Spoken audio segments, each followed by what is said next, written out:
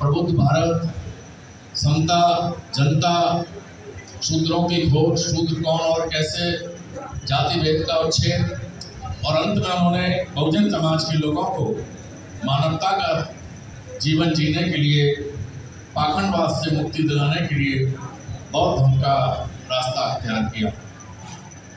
बाबा साहब ने अंग्रेजों भारत छोड़ो आंदोलन के तहत जब लंदन में 1930, 31 और 32 में 3 बार गोल में सम्मेलन हुआ, तो महात्मा गांधी जी जो उस समय कांग्रेस के अध्यक्ष हुआ करते थे, पंडित बाल गंगाधर तिलक, जवाहरलाल नेहरू, मौलाना अब्दुल कलाम आज़ाद, ऐसे लोग जब जाते थे तो बाबा साहब को भी अंग्रेज लोग बुलाते थे मीटिंग में। ये सब लोग कहते थे कि अंग्रेजों भारत छोड़ो। बाबा साहब भी कहते थे कि मैं भी चाहता हूँ कि आप हमारे देश को आज़ाद करो, लेकिन साथ ही साथ बाबा साहब अपनी बात को आगे बढ़ाते हुए कहते थे कि अंग्रेजों, हमारे देश को आज़ाद करने से पहले आप हमारे देश के बहुजन समाज के 85% लोगों को ऐसे अधिकार दे के जाओ जिससे हमारे लोग अपने देश में इंसानियत की ज़िंदगी जी सकें, हमारे लोग अपने पैरों पर खड़े हो सकें, हमारे लोगों की लाचारी और गुलामी दूर हो सके। बहुत से तर्क बाबा साहब रखते थे। उस समय के कांग्रेस के लोग बाबा साहब का विरोध करते थे। बाबा साहब के तर्कों से सहमत होकर अंग्रेजों के समय ही हम लोगों को शिक्षा प्राप्त करने का अधिकार मिला, हम लोगों को सरकार की नौकरियों में नौकरी करने का अवसर मिला, हम लोगों को वोट डालने का अधिकार मिला। आज़ादी के बाद जब ये महसूस किया गया कि देश को चलाने के लिए संविधान की आवश्यकता है, तो संविधान बनाने वाला विद्वान व्यक्ति चाहिए, तो बाबा साहब को उस समय के कांग्रेस के नेताओं ने बुलाया और संविधान सभा गठित की, उसका चेयरमैन बनाया। 6 लोग बाबा साहब के सदस्य और रहे, लेकिन वो लोग कोई काम नहीं कर पाए। अकेले बाबा साहब ने 2 साल 11 महीने 18 दिन तक संविधान को लिखा और भारत के प्रत्येक नागरिक को, चाहे वो किसी भी जाति धर्म का है, बराबरी का अधिकार मिले, इसकी व्यवस्था की। 26 जनवरी 1950 को संविधान को जब बाबा साहब ने भारत के राष्ट्रपति डॉक्टर राजेंद्र प्रसाद जी को दिया, तब उन्होंने कहा कि यदि सरकार के चलाने वाले सत्ता में बैठे हुए नेता इस संविधान को ईमानदारी से लागू करेंगे, इस संविधान के अनुसार देश को चलाएंगे, तो हजारों साल से जिन लोगों के चेहरे पर मुस्कान नहीं आई है, ऐसे लोगों को जब अधिकार मिलेंगे तो 10 साल के अंदर ये इस देश के बहुजन समाज के लोग जिनके चेहरे मुरझाए हुए हैं, इनके चेहरों पर चमक दिखाई देने लगी। चूंकि संविधान में बाबा साहब ने प्रत्येक नागरिक के लिए फ्री में शिक्षा देने का अधिकार दिया। निःशुल्क शिक्षा हमें मिलनी चाहिए। जब हमको निःशुल्क शिक्षा मिलेगी तो हमें ज्ञान बढ़ेगा, और ज्ञान बढ़ने से हमको हर प्रकार की चीज़ों की जानकारी होगी। भारत के संविधान में प्रत्येक नागरिक को रोटी, कपड़ा, मकान मिलना चाहिए, यह निश्चित किया गया, सरकार की जिम्मेदारी है। प्रत्येक नागरिक को न्याय मिलना चाहिए, यह निश्चित किया गया, ये भी सरकार की जिम्मेदारी है। प्रत्येक नागरिक की सुरक्षा होनी चाहिए, माँ बहन बेटियों की सुरक्षा होनी चाहिए, चिकित्सा फ्री में होनी चाहिए। सभी क्षेत्रों में सरकार को जिम्मेदार बनाया गया। जो सरकार में रहेंगे उनकी जिम्मेदारी होगी कि भारत के प्रत्येक नागरिक को वह हर प्रकार की सुविधाएं देंगे। बाबा साहब ने उस समय कहा कि मुझे शक है यदि संविधान को चलाने वाले सत्ता में बैठे हुए नेता ईमानदारी से संविधान को लागू नहीं करेंगे, संविधान के अनुसार कार्य नहीं करेंगे, तो दुनिया का सबसे अच्छा संविधान बेकार साबित होगा। आज संविधान को लागू हुए 74 साल हो गए। आज भी हम देखते हैं कि बड़े बड़े शहरों में हमारे लोग नदियों के किनारे, नालों के किनारे, रेलवे लाइनों के किनारे, सड़कों के किनारे, बस स्टैंड के किनारे, रेलवे स्टेशन के किनारे टाट पट्टियों की झुग्गी झोंपड़ी में रहने के लिए मजबूर है। भारत के अंदर लगभग 20 करोड़ लोग आज भी बिना छत के टाट पट्टी की झोपड़ी में रहते हैं, जानवर की तरह रहते हैं। आप लोग तो कानपुर के रहने वाले हैं, जब हम रेल में बैठ के चलते हैं तो रेल के पटरी के दाएं बाएं हम देखते हैं, पूरे कानपुर की शहर के अंदर जब रेल निकलती है तो रेल के दाएं और बाएं काट पट्टी की झोपड़ी में लोग गड्ढे में जहाँ पानी भरा हुआ है गंदा संदा वहाँ रहते हैं। अब संविधान कह रहा है सरकार से कि भारत के नागरिक को रोटी कपड़ा मकान दीजिए, लेकिन सरकार ने नहीं दिया। सरकार कांग्रेस की लंबे समय तक रही, जब जब उन्हें वोट की जरूरत पड़ी चुनाव के समय उन्होंने नारा लगा दिया, इस बार सरकार कांग्रेस की बनाइए, हम गरीब के बच्चों को मुफ्त में शिक्षा देंगे, नौकरी देंगे, रोटी कपड़ा मकान देंगे, महंगाई खत्म करेंगे, आपकी बात सुनेंगे, आपको न्याय देंगे। हमारे लोग अशिक्षा के कारण, अज्ञानता के कारण अपनी वोट का महत्व नहीं समझ पाए कि मेरे वोट से मुझे शिक्षा मिल सकती है, मुझे सम्मान मिल सकता है। अज्ञानता के कारण अपना वोट अपने ही बस्ती मोहल्ले में जो संपन्न लोग थे, जो कांग्रेस के नेताओं से संबंध रखते थे, उनके कहने से कांग्रेस को वोट देते रहे। 56 साल तक कांग्रेस ने हमारे लोगों के लिए क्या किया? उसके बाद जनता पार्टी आई। जब कांग्रेस बदनाम हो गई तो जनता पार्टी बना ली उन्होंने। जनता पार्टी बदनाम हो गई तो जनता दल आ गया। जनता दल बदनाम हो गया तो भारतीय जनता पार्टी आ गई। जो भी मनुवादी पार्टियां हैं उन सबके काम करने के तरीके एक जैसे हैं। नेता बदल जाते हैं, पार्टी बदल जाती है, चुनाव चिन्ह बदल जाता है, झंडा बदल जाता है।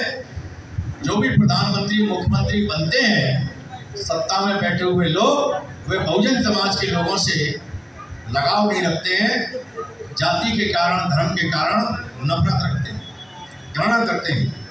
वो नहीं चाहते हैं कि हम लोग मान सम्मान से रहें, वो नहीं चाहते हैं कि हम लोग शिक्षा प्राप्त करें, वो नहीं चाहते हैं कि हम लोग अच्छे मकान में रहें, वो नहीं चाहते हैं कि हम लोग अच्छे कपड़े पहने, वो लोग नहीं चाहते हैं कि हम राजपाट की बात करें, वो नहीं चाहते हैं कि हम लोग मुख्यमंत्री बने, एमएलए एमपी बने, प्रधानमंत्री बने, वो नहीं चाहते हैं। ये उनके हित की बात है, लेकिन हमें क्या चाहना चाहिए, इसे हमें गंभीरता से सोचना चाहिए।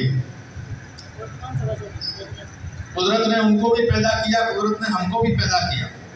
वो भी इंसान है, हम भी इंसान हैं, लेकिन उनके दिमाग से, उनकी अकल से उन लोगों ने अपने आप को श्रेष्ठ बना लिया, उन्होंने अपने आप को ऊंचा बना लिया, हमको नीचा बना दिया।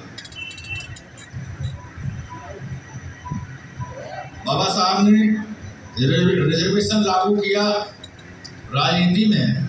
उन्होंने सोचा होगा कि जो कांग्रेस से जनता पार्टी, जनता दल, भाजपा या जो भी पार्टियां इस देश में बनेंगी, उनमें रिजर्व सीटों से जो लोग जीत कर जाएंगे वो सांसद विधायक अपने हाउस में अपने समाज की बात करेंगे, अपने लोगों के लिए न्याय मांगेंगे, हक अधिकार मांगेंगे। लेकिन ऐसा नहीं हुआ। आज आप देख रहे हैं सरकारें बदलती रही, हमारे शेड्यूल कास्ट के लोग, शेड्यूल ट्राइब के लोग रिजर्व सीटों पर एमएलए एमपी बनते रहे, मंत्री मुख्यमंत्री बनते रहे, राष्ट्रपति भी बनते रहे, लेकिन हमारे समाज की आवाज हाउस के अंदर कोई नहीं उठाता। इसी बात को बाबा साहब ने उस समय समझ लिया था। तब उन्होंने कहा था, हे इस देश के कमजोर वर्ग के लोगों, मैंने आपको वोट डालने का अधिकार दिलवा दिया है। अब आप लोग मान सम्मान और स्वाभिमान का जीवन चाहते हैं तो आप लोग अपना नेता बनाओ, अपनी पार्टी बनाओ, अपने सांसद और विधायक बनाओ, अपने मुख्यमंत्री प्रधानमंत्री बनाओ, इस देश की सत्ता को अपने हाथ में लो। जब सत्ता आपके हाथ में होगी, बाबा साहब का यह कहना था, जब सत्ता आपके हाथ में होगी तो सत्ता में मास्टर चाबी होती है, जिससे सभी प्रकार के ताले आसानी से खुल जाते हैं। जब आपके मुख्यमंत्री होंगे, आपके मेयर होंगे, आपका जिला पंचायत अध्यक्ष होगा, आपका नगर पालिका का चेयरमैन होगा, आपके प्रधानमंत्री होंगे, तो ऐसी कहावत है कि घुटना पेट के लिए लगता है। आपका आदमी आपके लिए वहां बैठ के कुछ ना कुछ अच्छा करेगा।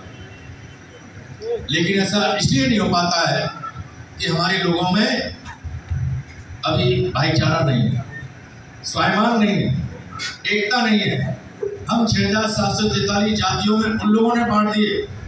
उनका प्लान था कि ये जाति के आधार पर, छोटे बड़े के आधार पर दूर दूर रहें, आपस में लड़ते रहें, लाठी चलाते रहे, शराब पी के झगड़े करते रहे, जुआ सट्टा खेलते रहे और हम लोग इनको थानों में पकड़ के बंद करके जेलों में भेजते रहे। आज आप देखेंगे भारत की किसी भी जेल में जाएंगे, सर्वे करेंगे तो 100 में से 90% कैदी हमारे बहुजन समाज के हैं और उसमें से 90% कैदी निर्दोष है।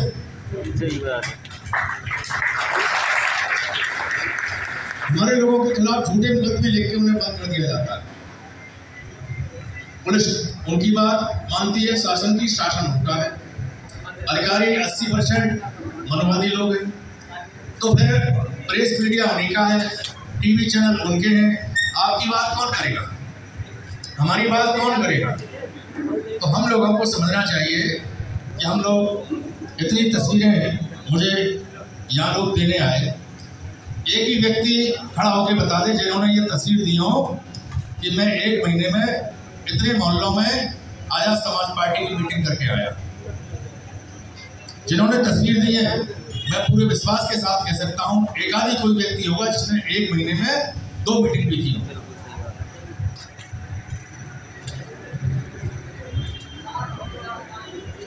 चार मीटिंग आपने की है 1 महीने में।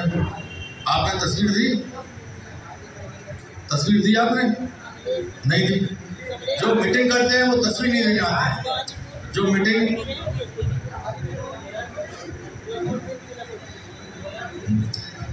जो काम करने वाले लोग होते हैं वो फोटो खिंचाने से दूर रहते हैं, वो शो करने से दूर रहते हैं। जो काम नहीं करते या कम करते हैं तो वो फोटो दिखा हमारा कैसे भी आए, मंच पे कैसे पहुंचे तो कुछ ना कुछ प्लान करके मंच तक पहुंचते हैं। तो मेरा ये कहना है इससे काम नहीं चलेगा, इससे काम चलने वाला नहीं है। हम लोगों को बाबा साहब चाहते थे कि समाज में जाएं। हमारा दबा कुचला शोषित पीड़ित समाज मोहल्लों में रह रहा है, गांव में रह रहा है, उनमें हम जाके बाबा साहब की बात को बताएं, मानवर कांसीराम साहब की बात को बताएं, भाई चंद्रशेखर आजाद जी संघर्ष कर रहे हैं उनके संघर्ष को बताएं कि बाबा साहब के जाने के बाद मानवर कांसीराम साहब ने क्लास 1 की नौकरी छोड़ी, सुविधाएं छोड़ी, अपना घर छोड़ा, अपने माँ बाप जब खत्म हो गए तब भी वह कंधा लगाने नहीं गए, इतना बड़ा त्याग किया। उन्होंने पूरा जीवन हम लोगों को राजनीतिक क्षेत्र में चेतना आए, हम लोग राजनीति को समझ सकें इसमें लगा दिया। उनके बाद उस काम को बहन जी को करना चाहिए था, लेकिन बहन जी अपनी नीतियों से हट गई, वो अपने परिवार में सीमित हो गए। 10 साल से भाई चंद्रशेखर हमारे बीच में संघर्ष कर रहे हैं, लाठियां खा रहे हैं, 4-4 बार जेल जा रहे हैं, गोली खा रहे हैं, जान हथेली पे लेके हम लोगों के लिए संघर्ष कर रहे हैं। हम लोगों को ये बातें बस्ती मोहल्ले में गांव में जाके बतानी चाहिए, 10-10, 15-15 लोगों को इकट्ठा करके बात रखनी चाहिए। हम जब सही बात करेंगे, मान सम्मान और स्वाभिमान की बात करेंगे तो सबकी समझ में आएगी। कोई आपसे ये नहीं कहेगा अरे क्या बात कर रहे हो, जैसे मैं आपसे बात कर रहा हूँ तो आप मेरी बात को सुन रहे हो, समझ रहे हो, क्योंकि मैं आपके हित की बात कर रहा हूँ। यही बातें आप गांव में जाके बस्ती में जाके करेंगे तो वो लोग कहेंगे ये तो अच्छी बातें करने आया है आजाद समाज पार्टी का भीम आर्मी का कार्यकर्ता, तो वो आपकी बात को सुनेंगे।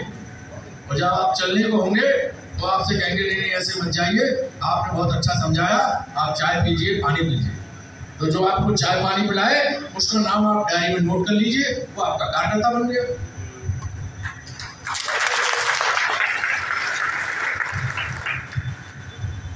अब ये 24 का अभी चुनाव हुआ, लोकसभा चुनाव में नगीना का जनता का हम लोग बहुत धन्यवाद करते हैं कि वहाँ के लोगों ने भाईचारा बनाकर भाई चंद्रशेखर जी को ऐतिहासिक जीत दिलाई। वो प्रधानमंत्री जो जीते हैं उनसे भी ज़्यादा वोट लेकर पार्लियामेंट पहुँचे।